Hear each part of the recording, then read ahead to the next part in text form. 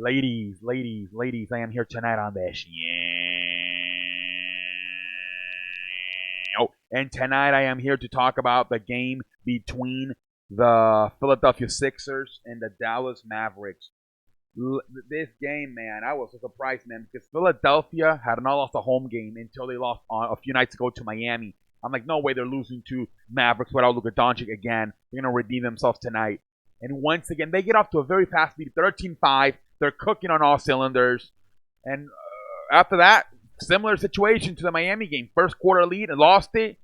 And Dallas had full control. Dallas kept their head out of their ass. They made some adjustments. And they blew them out pretty much. I mean, the final score was 117-98. They blew them out by 19 points, man. It was terrible, man. The fans were booing at the end at the Wells Fargo Center. I'm looking at this team. It's flat, man. It is flat. Other than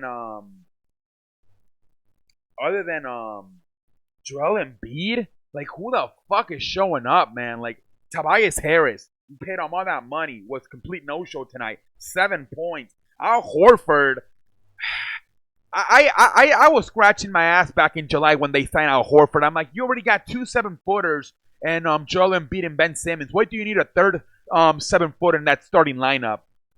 Climbing up the lanes. He's pretty much a 3-point shooter. Come on, really? He doesn't really have 9 points for Horford. Like, he doesn't seem to fit in the system. I had a feeling when they signed him back in July, he was not going to fit in the system.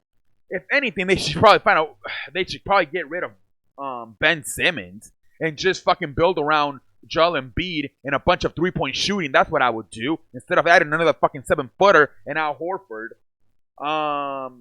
Ben Simmons 12 points. Josh Richardson 10 points. Just complete flat, man. And I said it, if Joel Embiid does not drop 38 and 17, this is even worse. They lost by 19. They could have lost by 30 if Joel Embiid does not drop 33 and 17. Like, this was terrible, man. This team really lacks shooting, man. Literally, I'm looking at this team, and they got Mike Scott, James Ennis, Korkmaz. But on that starting unit, you don't really have any shooting. Tobias Harris, maybe. Josh Richardson. They really don't have any 3-point shooting on the starting lineup. This is why I believe they're going to get fucking ran out of the fucking floor when they got to play if they got to play Milwaukee in the playoffs. Milwaukee, I think, has the best 3-point shooting team in the league.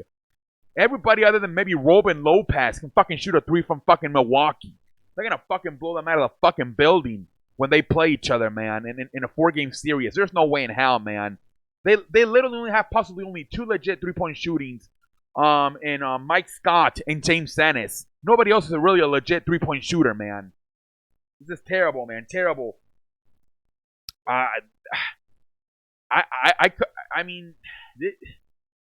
said it for a long time. You gotta choose between Ben Simmons, Joel Embiid. I would take Joel Embiid. I think he's more developed offensively, defensively as well. I would probably take Joel Embiid, build a team around him, put a bunch of 3-point shooters. I would probably get rid of Ben Simmons and Tobias Harris. Get rid of those 2 guys.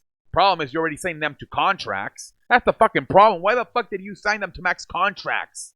They're fucked, man. They are fucked. They gotta find a way to at least get some more 3-point shooting teams on this team, man. But yeah, hell of an embarrassing night for Philadelphia. For Dallas Mavericks, look, they have beating now. Everybody said they, I was streaming the game, when Luka Doncic hurt his ankle Saturday night versus Miami, and everybody was like, "Oh, completely different team." And they actually were down by 25 points in that game and came back and sent the game to overtime. And ended up losing in overtime. But I feel like they're proving they are actually a good basketball team even without Luka Doncic. I feel that Kristaps Porzingis, who Tammy was really not looking that great this season, coming back from the ACL tear. But he has kind of found himself these last few games without Luka Doncic. Tonight, fantastic night, 22 points, 18 rebounds. The last few nights, I think he's had at least 20 points in every game. He's starting to find himself. This could be, this is good. I feel for Kristaps Porzingis. He's using these games without Luka Doncic. He's getting more touches. He's getting into a better rhythm. I think this is good in the long haul. A blessing in disguise for the Dallas Mavericks. Luka Doncic missing a few games with a sprained ankle. For a guy like Kristaps Porzingis to find himself, because he's been tremendous. I saw that. I saw that Miami game. He found himself a little bit in that game. He had some good shots in that game. He even had a buzzer beater in the end of the first quarter in that game. Tonight, once again, 22 and 18. This time, I feel can be a positivity for Kristaps Porzingis to try to find himself as a legit star in this league again. I really do.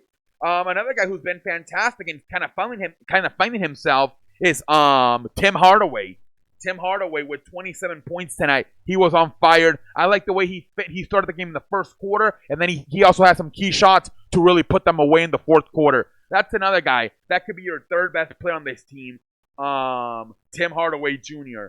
So yeah, those are probably the two guys you kind of really want to get going here. Tim Hardaway Jr. and Kristaps Porzingis. And it's big, it's huge. I cannot wait to see this basketball team once they get Luka Doncic back, because now I feel Kristaps Porzingis is starting to finally play like he was playing when he was with the Knicks. He's finally starting to go back. Now, Tammy, he shoots too many threes. I want him on the post. That's where he needs to be. You're 7 feet tall. Get on the post.